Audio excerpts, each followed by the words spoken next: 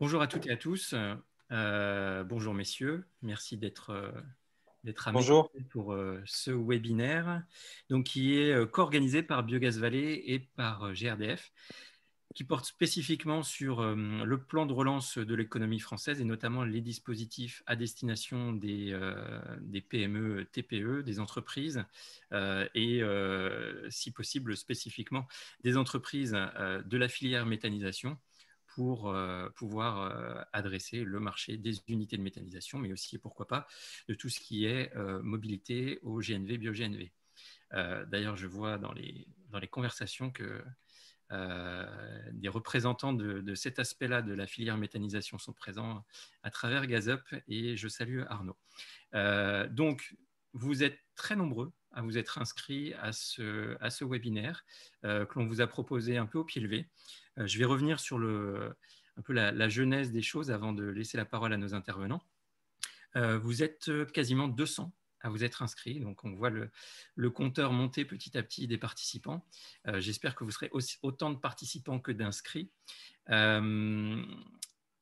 L'idée de ce webinaire est née en fait d'un échange avec GRDF où on a reçu, comme beaucoup d'entre vous, des informations sur le plan de relance de l'économie française avec un certain nombre de dispositifs et il nous semblait important de pouvoir faire un petit peu de tri sur ce qui peut concerner les acteurs de la filière parce que ce n'est pas toujours simple et on le verra, je pense notamment à la présentation de Benoît côté BPI. Il y a des dispositifs qui sont tagués sur certains secteurs et qui peuvent malgré tout vous intéresser. Ça peut surprendre au premier abord et pour autant, on peut être concerné. Donc, voilà comment est née un petit peu l'idée de ce webinaire, de vous proposer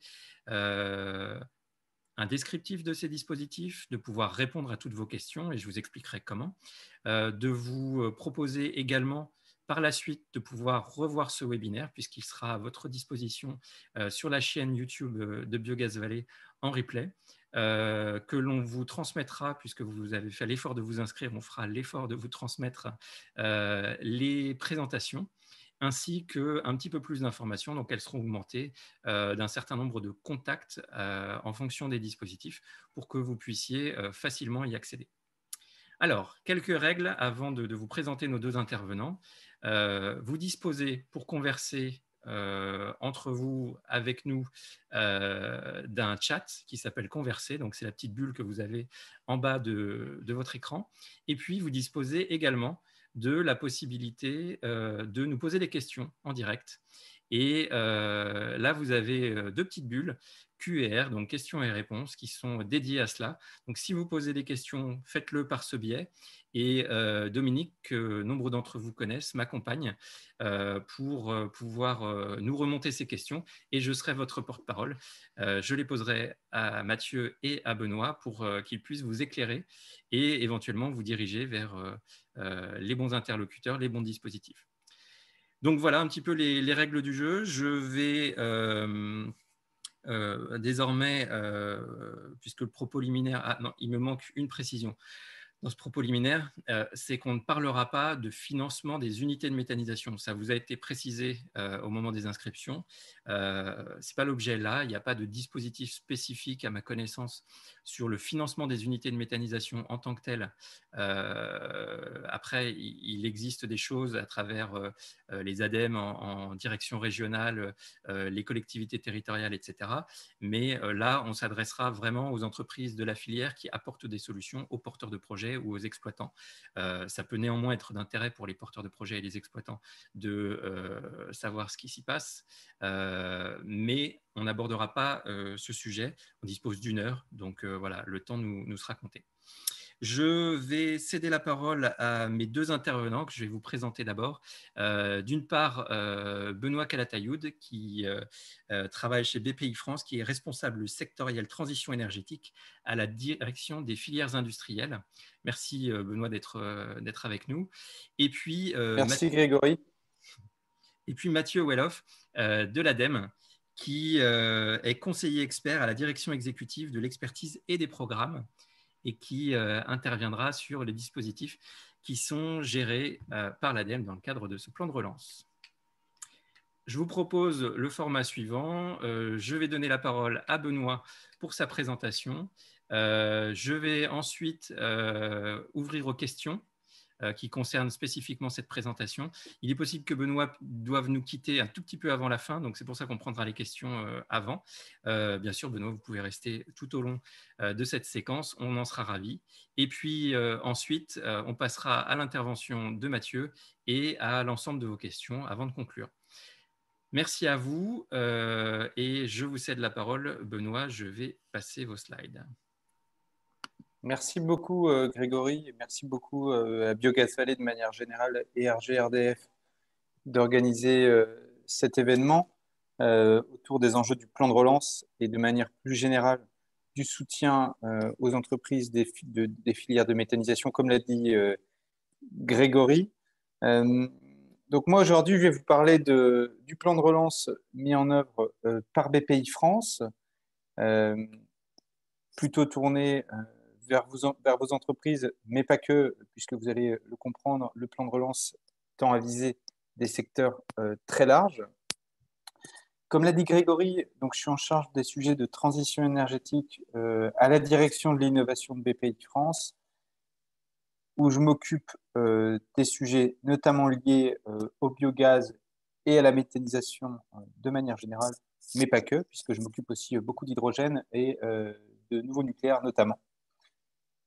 On pourra en discuter si vous le souhaitez. Grégory, si vous pouviez passer la présentation. Voilà, merci beaucoup. Donc, le plan de relance opéré par BPI France s'articule autour de plusieurs dispositifs.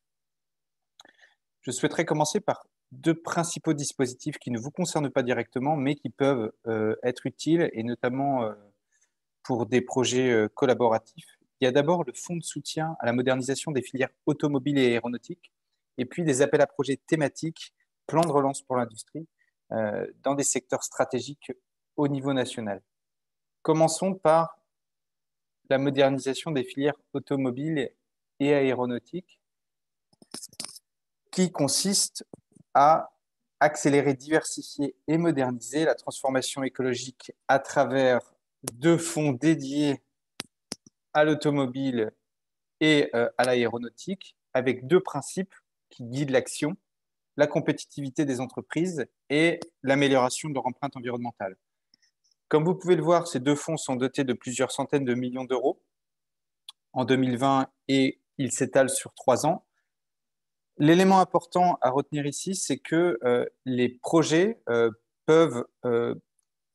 qui concernent la filière automobile visent notamment à la diversifier, et à la diversifier notamment dans le domaine du biogaz. Et évidemment, le biogaz, comme vous le savez, est lié à des enjeux de méthanisation territoriaux.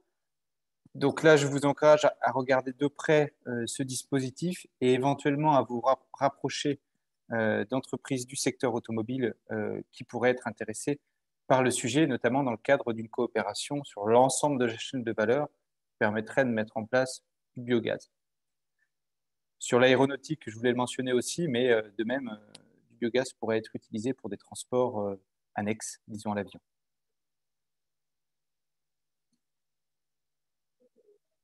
Grégory, vous pouvez passer la suite. Voilà, super, merci beaucoup. Donc, s'agissant des secteurs critiques, c'est le deuxième levier, je dirais, que nous opérons dans le cadre du plan de relance. Il vise à favoriser la relocalisation de maillons donc essentiels des chaînes industrielles autour de plusieurs secteurs, comme vous pouvez le voir, la santé, l'agroalimentaire, les intrants pour l'industrie, là aussi l'automobile, le nucléaire, la 5G, l'électronique. Plusieurs sujets nous intéressent ici, notamment l'agroalimentaire et les intrants dans le domaine de l'industrie, qui sont très intéressés par des solutions de biogaz pour décarboner leur activité. Je pense en particulier à la production de chaleur renouvelable dans le domaine de l'industrie, ou encore des intrants qui permettent directement d'alimenter les industries, des intrants sous forme de biogaz. Le domaine agroalimentaire est également intéressé par ces sujets-là, et des projets peuvent être formés autour de ces enjeux-là pour décarboner ces secteurs. Et on va rentrer dans le détail après, plusieurs projets d'investissement de R&D et de transformation écologique peuvent être accompagnés et qui contribuent à la souveraineté alimentaire et industrielle de la France. Élément important avant de rentrer dans le détail des dépenses, les aides qui sont octroyées dans ce cadre du plan de relance sont des aides sous forme de subventions, ce qui est un élément extrêmement intéressant pour vous, évidemment, et notamment pour la compétitivité de l'entreprise par rapport à d'autres dispositifs d'aide à l'innovation qui sont génériques et appliqués la plupart du temps. Là, le plan de relance change de dimension. On met en place des aides à l'innovation sous forme de subventions uniquement. Toute taille de l'entreprise est visée, des projets avec un minimum de dépenses de 1 million d'euros jusqu'à des dépenses conséquentes de plusieurs dizaines de millions d'euros qui peuvent être aidés. Les projets peuvent être sous forme individuelle, c'est-à-dire portés par une seule entreprise, mais aussi sous forme collaborative avec plusieurs entreprises et des laboratoires de recherche, le cas échéant, pour accompagner le développement d'activités de recherche et d'innovation. Le plan de relance est ouvert jusqu'au 1er juin 2021 jusqu'à nouvel ordre, sous la forme de relèves successives jusqu'à cette date. Vous pouvez avoir tous les éléments sur le lien que j'ai mis ici pour avoir les différentes modalités et les différents détails et cahiers des charges de ces appels à projets. Je me tiens évidemment à votre disposition pour échanger. Rentrons maintenant dans le détail, puisque c'est l'objectif aujourd'hui de vous présenter quel type de dépenses précisément peuvent être aidées, puisqu'on ne peut pas aider toutes les dépenses. Donc la première chose, c'est que les projets peuvent présenter des dépenses d'investissement et de modernisation industrielle, autrement dit, et pour le dire clairement, des dépenses d'investissement dans des actifs corporels, ce sont des terrains, des bâtiments, du matériel ou de l'équipement, mais aussi des dépenses incorporelles, telles que des dépenses de brevets, de licences et de savoir-faire. Élément extrêmement important pour l'élaboration de vos dossiers de candidature, les dépenses présentées dans le cadre du projet ne doivent pas être engagées avant la date de dépôt du dossier. C'est extrêmement important puisque les aides publiques visent à mettre en place une incitativité des aides et donc l'aide publique vient après le dépôt du dossier, vient accompagner des dépenses qui ne sont pas engagées, autrement dit, avant le dépôt du dossier. Plusieurs niveaux d'aide publique sont mis en place. Comme vous pouvez le voir, les investissements sont aidés à hauteur de 30%, 20%, 10% en fonction de la taille des entreprises et en fonction de leur localisation, si elles se situent ou non dans des zones d'aide à finalité régionale qui sont mentionnées ici par l'acronyme AFR, qui signifie que des zones en France sont moins développées que certaines au niveau industriel et peuvent être aidées de manière plus importante que d'autres régions. Donc, autre type d'investissement qui peut être aidé là aussi, dans le cadre des différents projets du plan de relance, ce sont les investissements liés à la protection de l'environnement de manière générale et à l'amélioration de la performance écologique des sites de production, que ce soit des bâtiments, du matériel ou des équipements de production. Deux types d'aides peuvent être mises en place à travers ce régime d'aide publique, des aides à l'investissement en faveur de l'efficacité énergétique et puis des aides liées à la protection de l'environnement en lien avec des normes européennes. L'idée étant d'aller au-delà des normes européennes actuelles quand ça peut être le cas. De manière concrète, il s'agit de faire évoluer à travers des investissements la situation actuelle, d'aller d'un point A vers un point B en améliorant l'environnement, c'est-à-dire en économisant du CO2 par exemple, ou en mettant en place des mesures d'efficacité énergétique. Là aussi, ce type d'investissement peut être aidé à travers différents taux en fonction de la taille de l'entreprise. Grégory, vous pouvez passer le slide, s'il vous plaît. Merci beaucoup. Donc, là, j'ai parlé des investissements de modernisation, de protection de l'environnement. Maintenant, je vais parler des dépenses liées aux recherches, liées à la recherche et au développement et à l'innovation, donc des dépenses de RDI. Là, l'objectif du plan de relance est d'accompagner ces dépenses-là à travers différents postes de dépenses, les frais de personnel, les coûts d'instruments et de matériel utilisés pendant le projet, des coûts de recherche contractuels, tels que des coûts de brevet par exemple, et des études de faisabilité. Il est très important dans le cadre de ce régime d'aide de ne présenter que des coûts qui sont liés à ce qui a écrit ici, c'est-à-dire au cahier des charges du régime d'aide. Autrement dit, les dépenses d'investissement pour ces travaux de R&D ne sont pas prises en compte. Les dépenses prises en compte uniquement s'agissant des investissements sont les dépenses d'amortissement pendant la durée du projet ou des dépenses d'unité pilote pendant la durée du projet. Là aussi, les taux sont différents.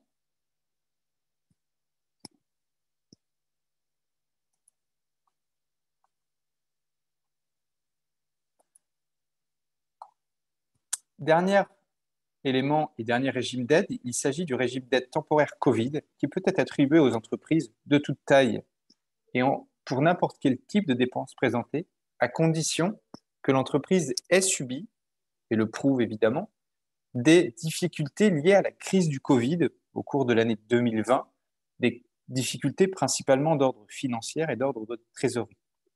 Le cas échéant, une aide publique de 800 000 euros qui peut aller jusqu'à 1,6 million de manière exceptionnelle, mais dans le cas général de 800 000 euros, peut être attribuée à tout projet d'entreprise ayant subi des difficultés.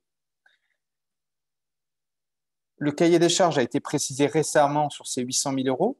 L'objectif est d'accompagner les projets à hauteur d'un soutien de 50% sur l'assiette jusqu'à 800 000 euros, c'est-à-dire pour les projets d'au moins 1,6 million euros, l'aide publique attribuée est de 800 000 euros. En dessous des 1,6 million, l'aide publique Covid est de 50%. Une règle un peu compliquée, mais que vous pouvez trouver dans la FAQ. En tout cas, s'agissant des projets de 1,6 million d'euros, voire plus, vous pouvez avoir 800 000 euros sur tout type de dépenses.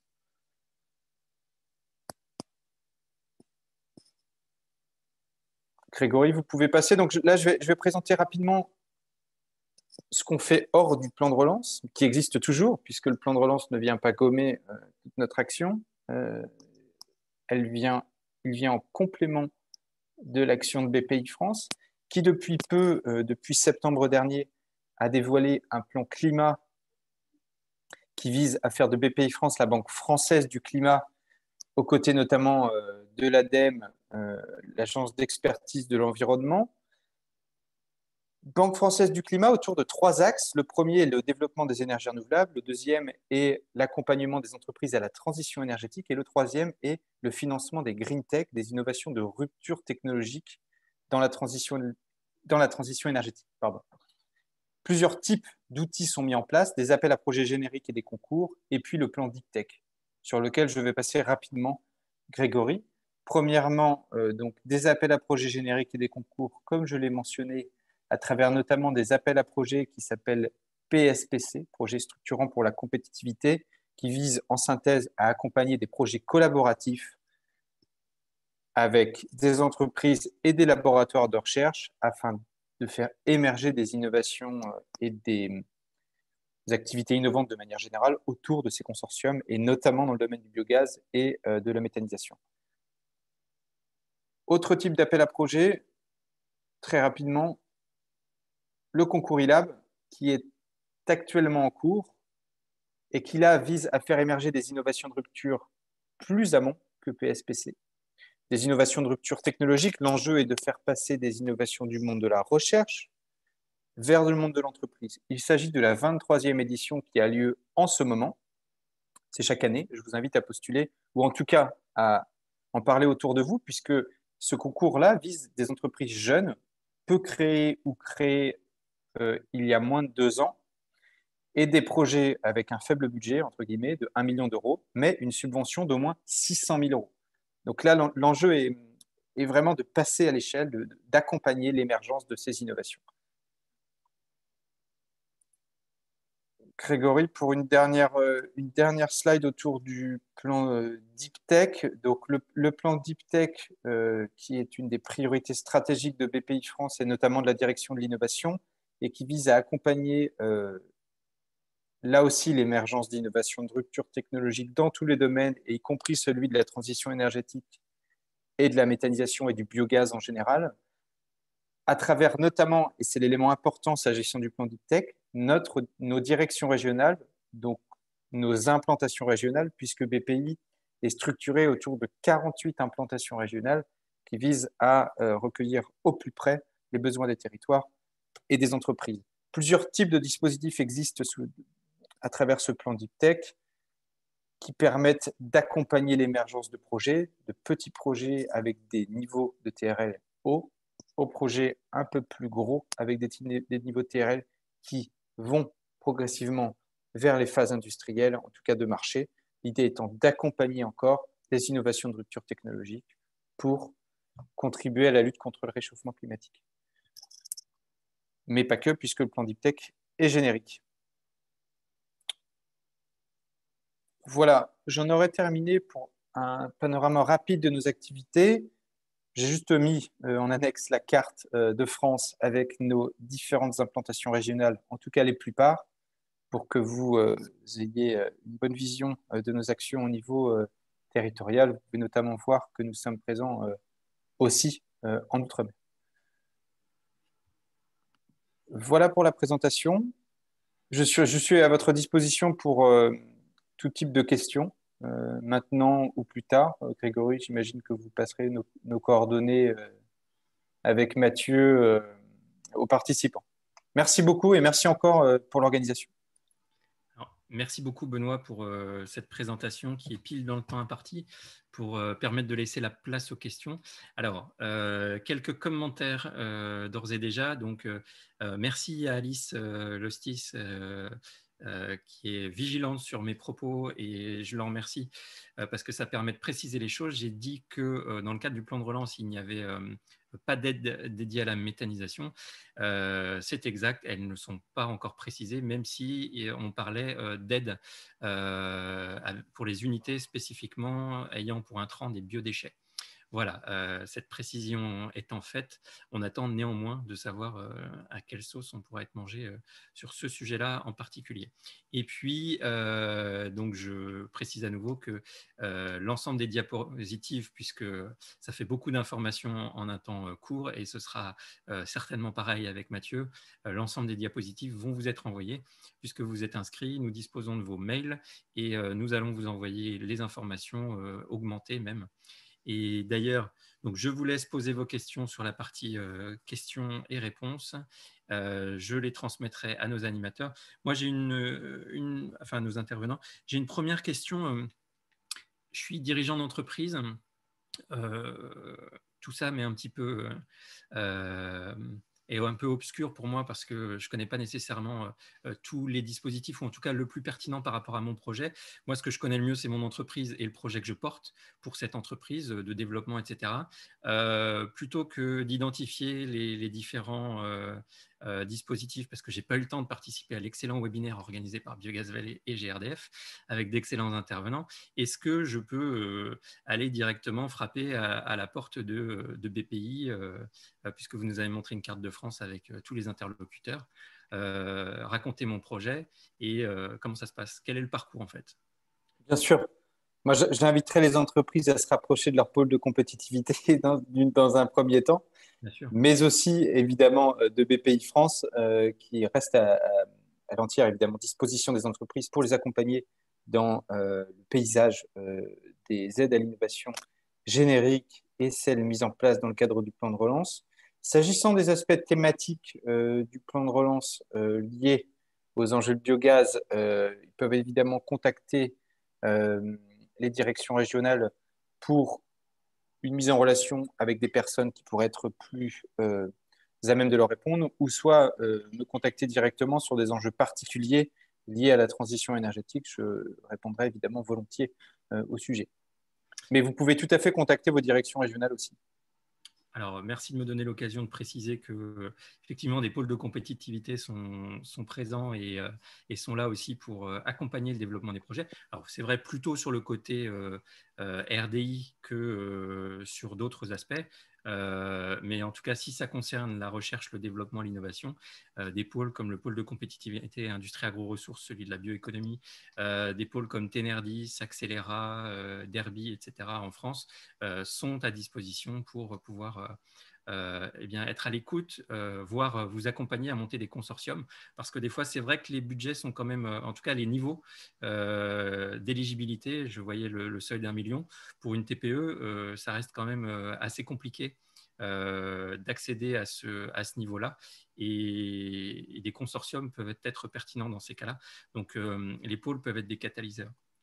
Et puis, Benoît, vous m'avez autorisé à donner votre contact à l'ensemble des Bien participants. sûr. Donc, Benoît pourra être votre porte d'entrée côté BPI.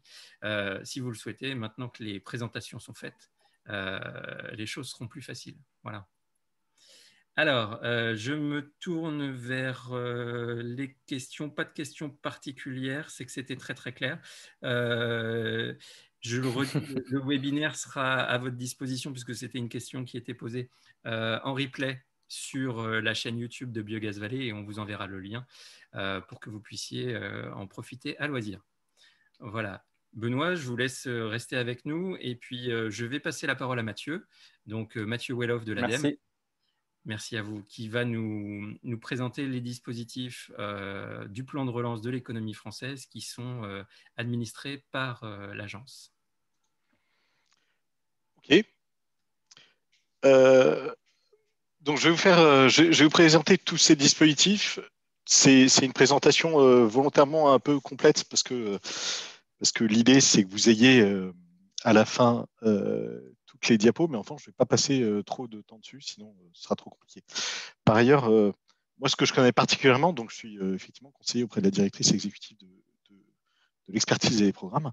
Ce que je connais particulièrement, c'est les dispositifs d'accompagnement des PME, TPE, mais génériques. Donc, s'il y a des questions, il y a certaines questions sur lesquelles je pourrais répondre facilement, et puis d'autres un petit peu moins. Ce que je voulais faire aujourd'hui, c'était vous faire 3 points. D'abord, un point très rapide d'un aperçu de l'ensemble des programmes France Relance gérés par l'ADEME, et puis 2 focus. Un focus pour les PME de l'offre. Ce qu'on appelle offre, c'est offre de transition énergétique, donc c'est de transition écologique, donc c'est plutôt celles qui sont autour de la table. Un dispositif spécifique d'accompagnement de l'innovation dans le cadre de France Relance. Et puis un deuxième dispositif qui est pour l'ensemble des PME, mais qui, par définition, intéresse également les PME de l'offre, plutôt pour l'accompagnement de leur propre transition écologique. Donc, il y en a une, en gros, c'est de l'innovation pour mettre des nouveaux produits sur le marché, et la deuxième, c'est pour investir dans sa propre structure sur de la transition écologique. Et donc, ça peut vous intéresser, vous ou vos clients. Donc rapidement, le plan de relance à l'ADEME, fondamentalement, c'est sur l'enveloppe totale du plan de relance qui est de 70 milliards d'euros. Il y en a 30 pour la transition écologique et 2 gérés par l'ADEME sur les 2 prochaines années, ce qui peut sembler pas énorme, mais ça représente quand même plus d'un doublement de notre budget habituel.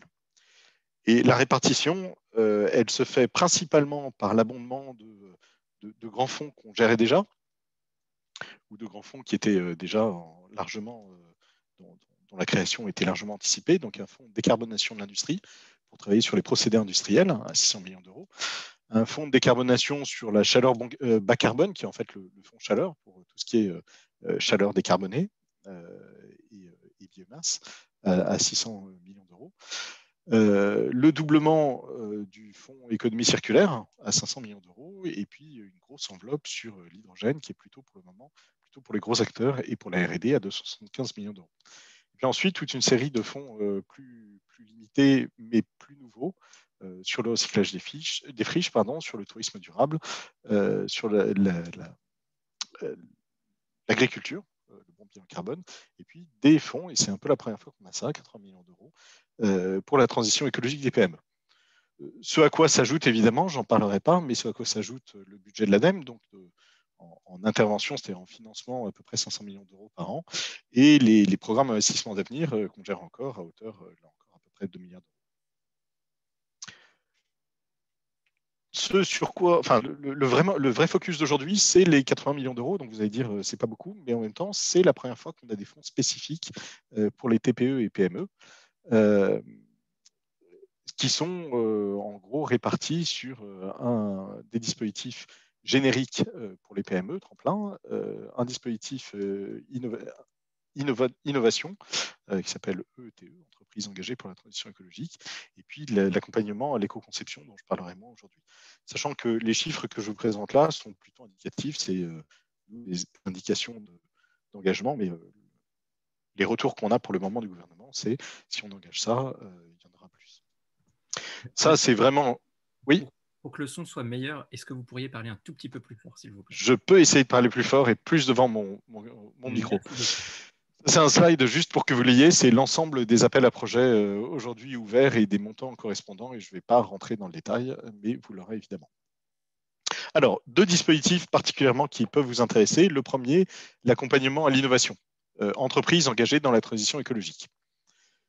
Il s'agit de soutenir des PME proposant des nouveaux produits et des nouveaux services avec un intérêt et des externalités positives pour l'environnement. Normalement, c'est vraiment très en ligne avec vous qui êtes aujourd'hui avec nous. Donc, on est sur des PME et dans tous les secteurs de la transition écologique. Évidemment, le biogaz en fait partie. L'idée, c'est, si vous avez déjà une innovation, on vous accompagne sur la mise sur le marché. Donc, ce qu'on finance, ce sont des investissements matériels, de la conception et de la mise en place du processus de fabrication, et puis un certain nombre de dépenses liées à la fois à la mise en œuvre de normes spécifiques, les validations et les défenses de brevets, la commercialisation et l'accompagnement d'ailleurs à l'international, et puis l'accompagnement à la levée de fonds. Le principe de ces projets, c'est que ce sont des projets, quand on parlait tout à l'heure d'innovation à 1 million d'euros, là on est sur la maille d'en dessous, des projets beaucoup plus simples. Donc c'est des projets monopartenaires, il y a une seule entreprise et c'est une PME. Il faut que le coût minimum soit de 250 000 euros. Je ne vais pas rentrer dans le détail, mais en gros, coût minimum 250 000 euros pour une aide qui est toujours de 100 000 euros. Donc là-dessus, on ne fait pas de taux d'aide, hein, c'est 100 000 euros, quel que soit le coût, même si on veut un minimum à 250 000. Et la façon dont on gère cette aide, c'est 50 000 euros à la contractualisation, la moitié, et l'autre moitié à la fin du contrat. On est dans le cadre, pour ce dispositif d'ailleurs comme pour l'autre, de l'encadrement transitoire Covid, le régime cadre temporaire qui est mis en place dans le cadre de la crise, qui nous permet une très grande souplesse dans la gestion des subventions. Les critères de sélection sont super classiques, donc je ne vais pas rentrer dans le détail, mais grosso modo, classiquement, la qualité de l'innovation et du produit, son impact sur l'environnement et est-ce que l'entreprise tient la route ou pas. Des critères assez classiques. En revanche, important, il y a 2 dates de clôture là-dessus, une première qui est passée et une deuxième qui arrive rapidement, au 5 avril. Tous les dépôts se font en ligne sur la plateforme de l'ADEME. Vous avez ici le lien et vous avez également ici l'adresse mail si vous avez des questions. Et les pièces sont beaucoup plus simples qu'un gros projet d'investissement classique. Il y a quand même des choses à préciser sur la description du projet, sur les coûts, etc.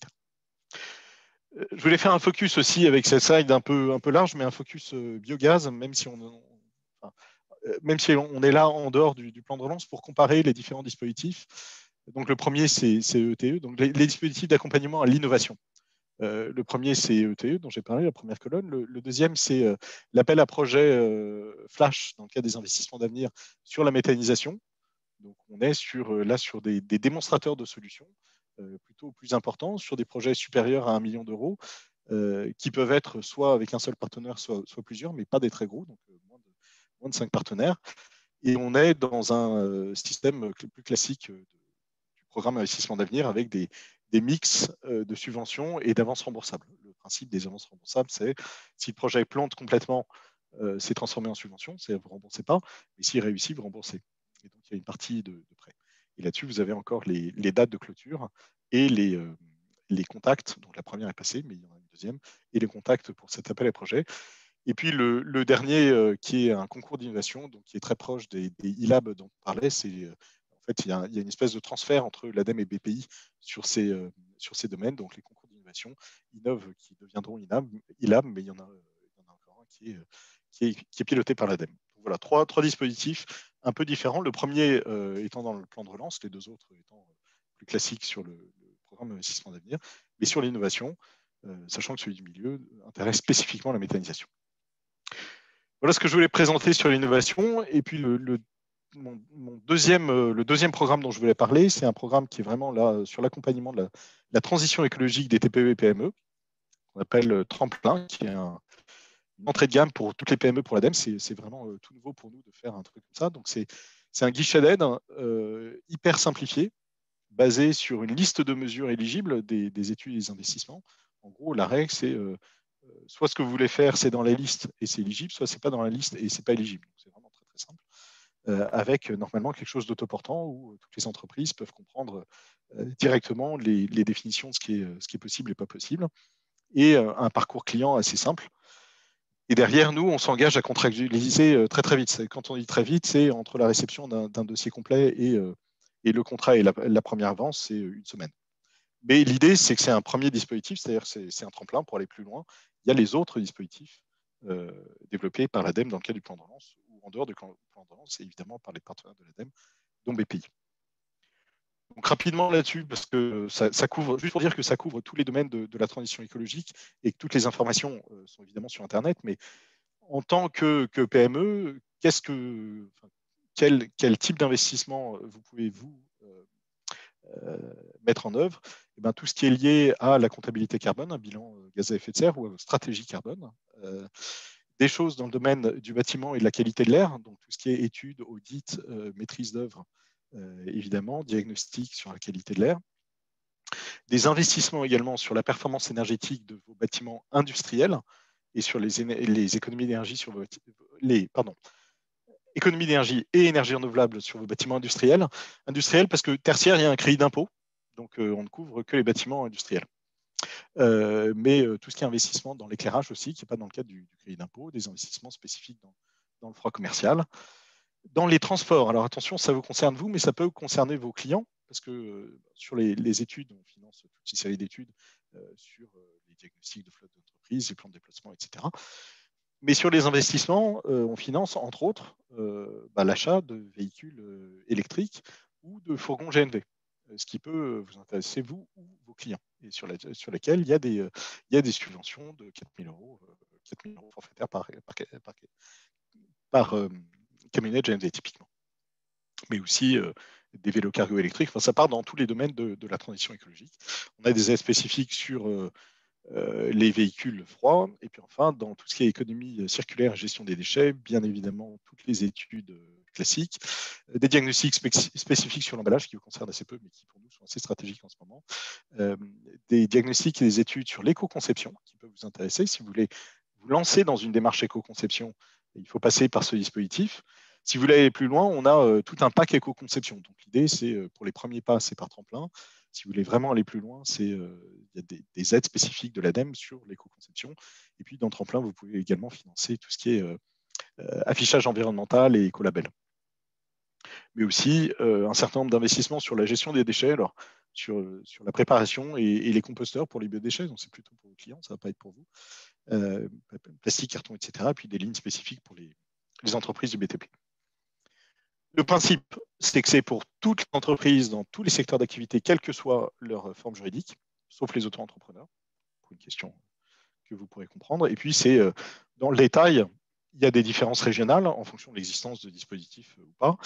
Il y a aussi des investissements spécifiques à certains secteurs. Pour les bâtiments industriels, j'en parlais, le BTP, les réparateurs, les restaurants, les hébergements en zone rurale, parce qu'on a un autre plan là-dessus. Mais ça, c'est neutre. C'est-à-dire que le bénéficiaire, lui, ne voit, en fonction de son CONAF et de sa localisation, que ce à quoi il a droit. Et puis la mise en œuvre derrière, tout le dépôt de dossier est intégralement numérique sur la plateforme ADEME. Donc ça, c'est la première chose à retenir. C'est pour toutes les aides de l'ADEME, ça passe par cette plateforme-là. Et en pratique, c'est une liste d'opérations à cocher dans un tableur Excel à télécharger et à nous renvoyer. Et on vous demande un certain nombre de devis. Là aussi, le tableur Excel le prévoit. Derrière, nous, on s'engage sur une instruction accélérée. Et la mise en œuvre, on est sur des aides vraiment de montant très très faible. On peut descendre jusqu'à 5 000 euros, pas en dessous, mais ce qui est vraiment très bas par rapport à ce qu'on fait habituellement. Je rappelle, C'est vrai que moi, j'étais dans l'équipe investissement d'avenir avant. Donc, à moins d'1 million d'euros, on ne regardait pas. Bon, là, on descend à 5 000 euros. On est entre 5 000 et 200 000 euros. Une avance de 30% à la signature, 18 mois max. Mais si vous avez fini avant, vous pouvez évidemment nous envoyer à la fin le décaissement qui se fait sur une attestation sur l'honneur signée par le chef d'entreprise et son commissaire aux comptes. Voilà, donc le contrat est 18 mois, mais si au bout d'un mois c'est terminé, là on a les premiers résultats. On a les premières personnes qui nous envoient déjà leur justificatif final et on paye le solde de 70%. Évidemment, comme il n'y a pas, on demande des devis mais pas signés, et puis on ne demande pas spécialement de facture, mais il y a évidemment des vérifications ex post qui seront assez importantes sur ce dispositif. C'est complémentaire avec tout le reste. Donc, avant de faire ça, on vous engage très fortement à bénéficier d'accompagnement gratuit ou aidé déjà, et en particulier le Diag EcoFluid BPI-France, qui est un outil particulièrement performant. Mais il y en a d'autres. En même temps que Tremplin, il y a d'autres dispositifs qui peuvent être mobilisés. Les prêts, typiquement les prêts de BPI-France, les prêts verts, prêts économie d'énergie, le crédit d'impôt dont je parlais, les certificats d'économie d'énergie. Et puis surtout, c'est un tremplin, donc c'est un premier pas pour aller plus loin. Il y a un certain nombre de parcours ou de packs à l'ADEME sur l'innovation, dont j'ai parlé, sur l'éco-conception, que j'ai évoqué, mais aussi il y a des choses, si vous voulez aller plus loin, sur la gestion de vos déchets, sur l'industrie, sur les énergies renouvelables, à la fois dans le cadre de France Relance et des programmes classiques. Et voilà, sur ce dispositif, on est déjà lancé et si vous me donnez 2 minutes, je vous fais une démonstration rapide de comment ça marche, de façon vraiment très, très pratique. Avec plaisir. Super, j'espère que ça va marcher, parce que c'est quand on fait des démonstrations pratiques que ça peut ne pas marcher. Donc, juste un instant. Hop. Et comme vous me le faisiez remarquer avant qu'on lance le webinaire, vous avez développé de nombreuses aptitudes avec les outils à distance pendant cette période. C'est vrai, mais justement, celui-ci, ça n'a pas l'air de marcher. Pas de chance. Parce que je vais vous présenter. Bon, je vais le faire comme ça. Sinon, le temps que vous le mettiez en place, Est-ce que là, ça marche? Est-ce que vous voyez un beau tableur? Oui, tout à fait. Super. Bon. Ça, c'est ce que vous. Encore mieux. Ouais. Ça, c'est ce que vous téléchargez sur le site de l'ADEME. C'est un tableur ultra simple. Vous tombez sur un écran d'accueil que je ne vais pas vous présenter parce que en fait, ça explique tout ce que je vais vous dire. Mais la démarche, elle se fait en 2 temps. Un, on identifie son entreprise sur la base d'un code NAF et on déclare si on a ou pas des bâtiments industriels et la localisation. Et pour le reste, c'est des déclarations plutôt administratives sur est-ce qu'on a déjà reçu des aides dans le cadre de la crise du Covid-19, parce que comme je le disais, on est dans le cadre de ce régime transitoire. Alors, ce régime transitoire, pour le moment, il est d'un maximum de 800 000 euros. Donc, si on a déjà reçu 750 000 euros dans le cadre de ce régime, on ne pourra plus avoir que 50 000. Donc, on demande quelles sont les aides qui ont déjà été sollicitées. Et puis, la deuxième chose qu'on demande, c'est des aides sur la santé financière de l'entreprise pour savoir si c'est une entreprise en difficulté. Et c'est tout. Et ensuite, sur la base essentiellement du code NAF, enfin sur la base uniquement du code NAF et de la localisation, on choisit ses actions. On choisit ses actions et je vais en prendre quelques-unes. Un bilan d'émissions de gaz à effet de serre, j'en fais un. J'ai un devis d'un prestataire à 10 000 euros, l'aide s'affiche. On va prendre sur les véhicules, typiquement, sur le GNV, au hasard. Donc, je vais remplacer un véhicule thermique par un véhicule GNV. J'en ai 3 dans ma flotte pour un devis à 40 000 euros. Ça fait un peu beaucoup quand même, 20 000. L'aide s'affiche. Etc., jusqu'à l'éco-conception, les composteurs en bac pour les biodéchets, c'est plutôt pour vos clients, mais voilà, si un client veut acheter 2 composteurs, ça ne coûte pas très cher, à 1 000 euros, l'aide s'affiche. Les premiers cas et les premiers pas éco-conception, etc. Et puis, en synthèse, vous avez l'ensemble des opérations sur lesquelles vous vous engagez, le coût total, qui est celui que vous avez déterminé. Pour chacune des opérations, si l'ADEME vous demande un devis ou pas, voilà, là on dit pour 2, pour les composteurs, c'est pas très cher, donc on ne va pas demander de devis. Et puis l'aide que vous pouvez demander à l'ADEME. Donc ici, on est sur un projet d'un coût total de 31 000 euros et on peut demander une aide de 17 200 euros. Et sur cette base, vous retournez sur la plateforme de l'ADEME, vous déposez en ligne, vous nous envoyez ce tableur, un RIB, et les devis qui sont demandés, et c'est tout. Et nous, normalement, alors je dis normalement, c'est qu'on a un peu lancé le truc sans avoir, on était un peu en mode startup, c'est-à-dire qu'on a lancé le truc sans avoir encore toutes les équipes pour les gérer, en particulier toutes les gestionnaires pour gérer.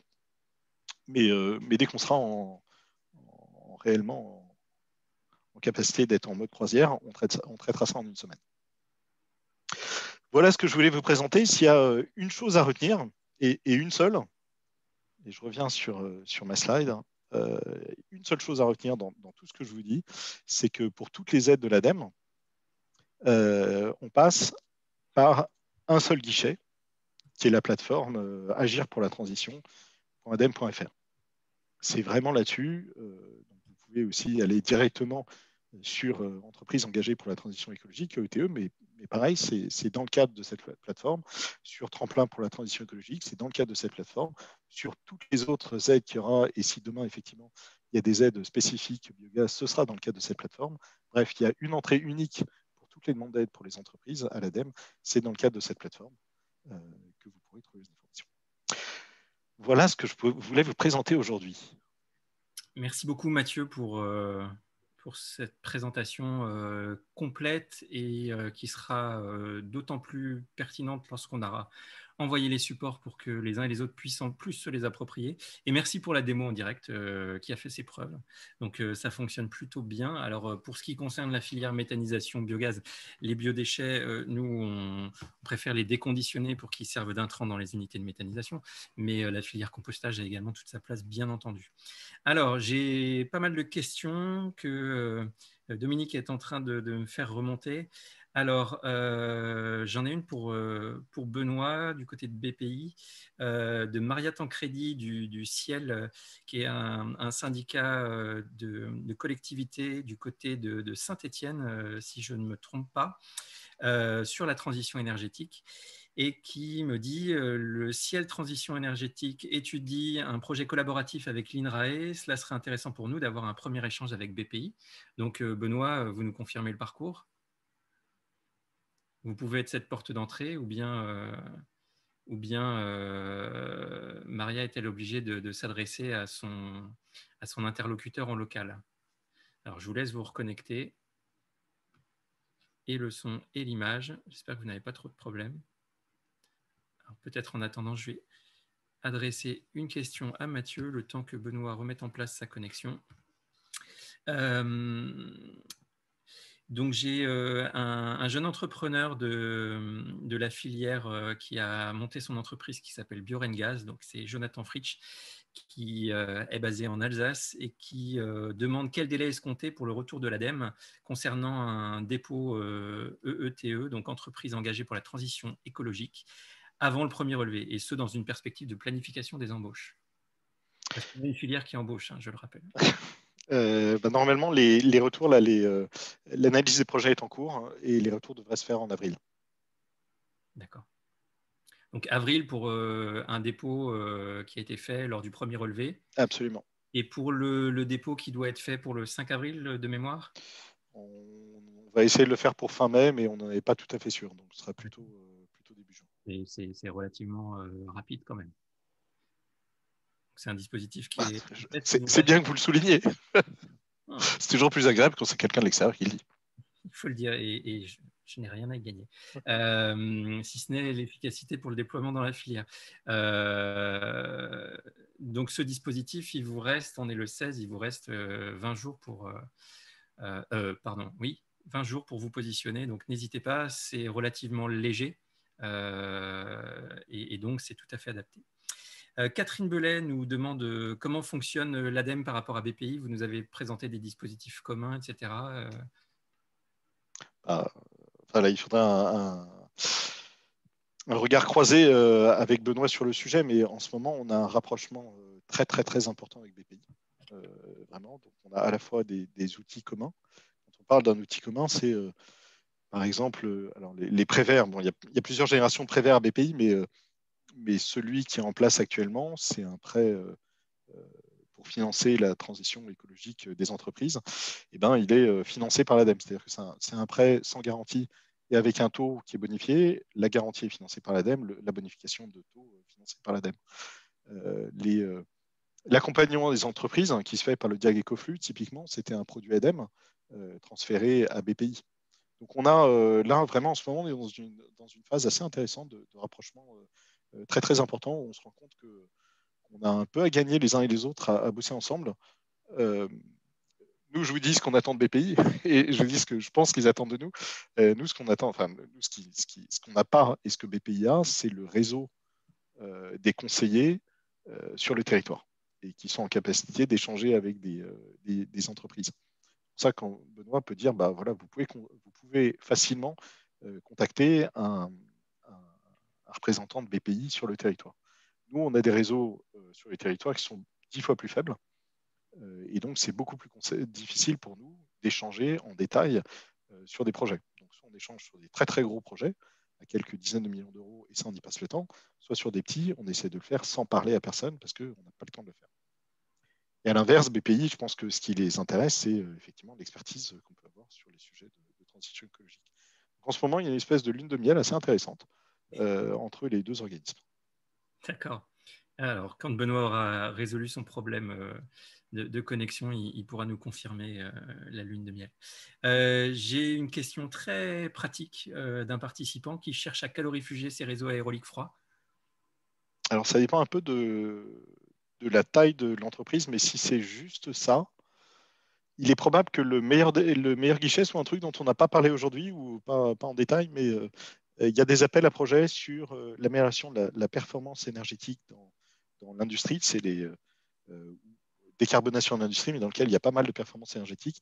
Et pour des petits projets à moins de 3 millions d'euros, il faut aller voir l'ASP, l'Agence des paiements de l'État. Pareil, ça fait partie du plan décarbonation de l'industrie. C'est sur la base d'une vingtaine de mesures. Je suis à peu près sûr qu'il y a les calorifugages des réseaux froids. Je ne connais pas par cœur parce que ce n'est pas un truc ADEME. Mais franchement, c'est là où il faut aller. Alors, j'ai un peu plus de détails, pas sur la taille, mais il nous précise qu'il serait intéressé pour étudier donc, cette isolation de leur réseau froid, pour économiser l'énergie. À ce jour, ils utilisent 80% de l'énergie groupe froid entre juillet et septembre. Existe-t-il des subventions ainsi que des spécialistes, alors notamment dans la région de Troyes, donc c'est vraiment the place to be. Alors, des spécialistes dans la région de Troyes, on pourra se mettre en relation là-dessus. Par contre, sur les guichets, donc vous venez de répondre. Après, il conviendra de préciser la taille de l'entreprise et du projet pour savoir. Et puis ça dépend un peu d'où ils en sont. Je rappelle que pour un projet, en tout cas pour tous les projets, l'ADEME dispose de systèmes d'aide aux études. Donc ça, la première chose, c'est si vous avez des études sur le sujet, ça, vous demandez à votre direction régionale de l'ADEME. Pour les investissements, donc ça dépend un peu où vous en êtes. Soit vous savez déjà ce que vous voulez faire, soit il faut encore un certain nombre d'études sur le sujet. Donc, études ADEME, investissement pour celui-ci, l'ASP, l'Agence des paiements de l'État. Oui, tout à fait. Et pour l'ADEME, l'interlocuteur en local, puisque on les connaît bien, ce sera Benoît Deveau, vraisemblablement donc à la direction régionale qui est basée à Châlons, en Champagne. Y a-t-il possibilité de cumuler des dispositifs présentés avec celui des C2E? Oui, en général, les C2E, ce qui est magique dans les C2E, c'est que ce n'est pas une aide publique. Donc on peut toujours les cumuler avec tout. Ça, c'est génial.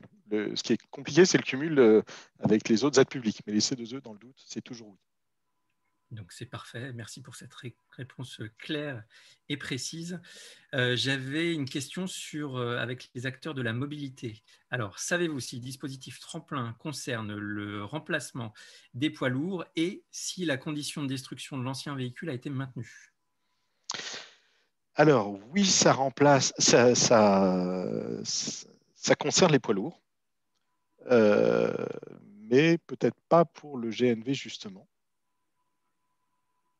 Alors, attendez, je regarde un tout petit instant. Alors, il s'agissait d'une Ouais. question d'Arnaud Villette. Pour les GNV, ça ne concerne pas les poids lourds. Enfin, Donc, c'est des véhicules légers pour le GNV? il faut regarder. Je ne suis pas sûr de bien connaître, très franchement, parce que c'est en fonction de ce qu'il y a sur la carte grise. Mais il me semble que ce sont pas des poids lourds, c'est plutôt sur des fourgons. En revanche, on a pour des poids lourds tout ce qui est rétrofit, c'est-à-dire le fait de changer un moteur par un moteur électrique pour qu'il ait toujours GNV, ça va moins vous intéresser. Et oui, en tout cas, pour le GNV, l'obligation de mettre à la casse et au rebut l'ancien véhicule est conservée. L'idée, c'est que c'est ça qui justifie le fait de donner une aide, en plus des autres systèmes existants, parce que c'est là où on a le plus de gains en énergie et en pollution locale. Tristan Dolé de la société Sublime Énergie nous demande s'il y a des financements spécifiques pour le captage et la valorisation du CO2, notamment issu de la méthanisation, bien entendu. Alors, je ne sais pas. Je pense que oui. Mais là encore, oui, si, il y en a. Mais là encore, c'est dans le cadre de la décarbonation de l'industrie.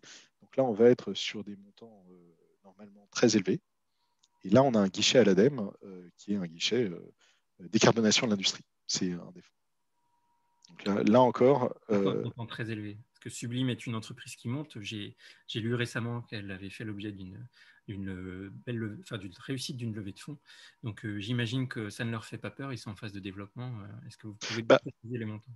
Non, le critère, il est super simple. Chez nous, pour la décarbonation de l'industrie, là encore, il y a peut-être des dispositifs spécifiques BPI que je maîtrise moins, mais chez nous, c'est très simple. Moins de 3 millions d'euros, c'est l'agence des paiements de l'État, l'ASP. Et je ne suis pas sûr qu'il y ait des choses sur le captage, mais c'est probable, parce que c'est évidemment une techno intéressante. Et plus de 3 millions d'euros, c'est géré par l'ADEME sur le fonds décarbonation de l'industrie, et je suis sûr que le captage est éligible. D'accord. Et puis deux dernières questions avant puisque l'heure tourne et qu'on s'est engagé à terminer vers 16 heures. Donc, ces dispositifs peuvent-ils s'appliquer à une coopérative de production locale d'électricité, organisation d'une ASL pour produire, mettre en commun et revendre? Je ne suis pas sûr de comprendre la question. C'est un statut juridique spécifique? Oui. Oui, normalement, oui. Sur le principe, oui, tous les statuts juridiques sont éligibles. La question, c'est est-ce que cette coopérative a une autonomie juridique? Est-ce qu'elle a un SIRET? Si oui, oui. D'accord. À vérifier donc. Pour l'appel plan de relance industrie, alors je vous le lis tel que. Pour l'appel plan de relance industrie, des projets d'un démonstrateur d'une technologie innovante sont sur conteneur, test certification de fonctionnement, sur site de méthanisation en monopartenaire, sont-ils éligibles? Avec des objectifs d'optimisation du site, réduction des consommations électriques, augmentation de production de biogaz. Donc plutôt de la démonstration dans ces cas-là. La démonstration est-elle éligible? Là, il faudrait avoir une réponse de Benoît parce que le plan de relance industrie, c'est plutôt chez lui. En revanche, nous, les démonstrateurs via tous les programmes investissement d'avenir sont en général éligibles. C'est même fait pour ça. C'est une des slides que je vous présentais sur l'appel flash biogaz. C'est fait pour faire des démonstrateurs. Après, très spécifiquement, la question précise, j'en sais rien parce que je ne suis pas un spécialiste du sujet. Mais en tout cas, c'est un démonstrateur. Et puis, vous aurez sur la slide aussi en bas le contact, le mail contact pour répondre à cette question. D'accord. Donc, plus d'infos à venir pour Monsieur Fisgativa qui nous posait cette question. Est-ce que ces dispositifs peuvent concerner les entreprises agricoles? Alors, je crois que vous y avez partiellement répondu déjà pour la coopérative. Du moment qu'une entreprise avec un SIRET, pas de problème. Oui, alors après, c'est un peu dans le détail. Il se trouve que sur les entreprises agricoles, il y a des choses qu'on n'ouvre pas, en tout cas à l'ADEME, parce qu'elles peuvent être financées par d'autres dispositifs. Donc les entreprises agricoles, oui, sauf tout ce qui est bilan carbone, parce qu'il y a un dispositif spécifique bilan carbone agricole, et tout ce qui est performance énergétique des bâtiments, isolation, ventilation, qui semble-t-il peut être soutenu par d'autres dispositifs pilotés par le ministère de l'Agriculture qu'on ne connaît pas vraiment. D'accord. Mais si c'est sinon, tout le reste. Ça veut dire que c'est soutenu ailleurs. Donc, après, c'est toujours le problème du détail. Hein. C'est très probablement soutenu ailleurs. Et là, ça donne suite. Enfin, pour nous, c'est suite à un échange avec le ministère de l'Agriculture. On disait, on veut tout ouvrir. Ils nous ont dit, faites un peu gaffe là-dessus. Donc, voilà. Là encore, la question de ce qui est éligible et pas éligible, vous rentrez votre code NAF et vous voyez tout de suite et votre localisation et vous voyez ce à quoi vous avez droit. Donc, on vous enverra bien sûr à tous hein, le tableur et les liens avec les supports, bien entendu. Sur le tableur, pardon, juste un point. En fait, il ne faut surtout pas envoyer le tableur, mais le télécharger sur le site parce que c'est un dispositif qu'on a monté en 3 mois. C'est la première fois qu'on fait un truc comme ça pour les PME, donc on était sûr, on est assez modeste sur ce dispositif, on est sûr qu'il y avait des bêtises dedans, bah, il y en a eu. Et donc c'est un tableur qui évolue assez régulièrement. Donc, au contraire, vraiment le message, c'est téléchargez-le. Toujours la dernière version. Et alors, j'ai encore 2 petites questions, donc on va les traiter très rapidement pour frustrer personne. Mon entreprise est-elle éligible à des subventions alors qu'elle a été validée sous-traitance crédit impôt recherche pour ses clients? Je pense que oui. Okay. Et puis, dernière d'Arnaud Levilly. Pour les véhicules légers, l'aide au rétrofit fonctionne-t-elle également? Pour les véhicules légers, oui, mais pas les véhicules, pas les véhicules. Enfin non, véhicules légers, non. Véhicules utilitaires légers, oui. D'accord. Mais pas véhicules légers classiques. Donc Okay. camionnette, fourgonnette, mais pas véhicules légers classiques. Alors, merci Mathieu de vous être prêté au jeu des questions-réponses. C'est toujours plus clair quand on a un interlocuteur qui maîtrise parfaitement son dossier. Navré que Benoît n'ait pas pu se reconnecter comme il faut derrière, mais on lui transmettra les questions qui correspondent à son sujet. Donc, un grand merci à nos 2 intervenants. Un grand merci également à l'organisation hein, et j'en profite pour saluer GRDF. Notamment Catherine Loichot et Christophe Belay qui se sont associés à nous et à la diffusion. Je vous reprécise que donc tout sera mis à votre disposition. Le replay sur la chaîne YouTube. Sur vos mails, vous trouverez les présentations ainsi que des éléments précis ajoutés qui font écho à vos questions. Je vous mets dans le chat des éléments qui concernent 2 dispositifs complémentaires, on va dire. Sachez que GRDF ouvre régulièrement des appels à projets un peu Open Innovation. Donc, c'est sur GRDF Innovation. Donc, le site web, c'est innovation.grdf.fr. Il est à votre disposition dans le chat. Et puis, sachez que dans le cadre du comité stratégique de filière, je copilote une action aux côtés de GRDF et de Total sur l'industrialisation et la compétitivité de la filière. Et dans ce cadre-là, nous avons lancé une grande séquence autour du design to value, donc pour permettre aux entreprises de la filière de pouvoir intégrer ce type de démarche pour pouvoir à la fois baisser leurs coûts et conserver leurs valeurs. Et c'est essentiel. Des webinaires de sensibilisation vont avoir lieu en petits groupes. Je vous ai mis un lien vers le site qui est hébergé chez Utisa, qui est le prestataire en design to value de ce dispositif. Vous pouvez vous inscrire et marquer votre intérêt. C'est à destination des professionnels de la filière et des exploitants de sites, hein, des porteurs de projets également. Donc, ce lien vous permettra de vous inscrire et ensuite d'avoir accès aux différentes dates. Donc, en 2 temps, d'abord un webinaire pour mieux comprendre ce qu'est le design to value, être sensibilisé au sujet en 2 heures. Et puis ensuite, des webinaires de formation spécifique et tout ça est pris en charge par les partenaires dans le cadre du comité stratégique de filière, donc Engie, Total, GRDF et j'en oublie certainement, GRT Gaz me semble-t-il. Bref, l'ensemble des parties prenantes actives au sein du comité stratégique de filière. Voilà, donc je vous remercie d'avoir suivi nombreux, on était à peu près une centaine tous ensemble, ce webinaire. Et puis, eh bien, quand l'occasion se présentera et qu'on aura à nouveau un sujet, un angle d'attaque à vous présenter avec un éclairage spécifique autour de la filière, nous n'hésiterons pas à vous soumettre à nouveau un projet de webinaire. Merci à nos 2 intervenants et à très bientôt. Au revoir à tous.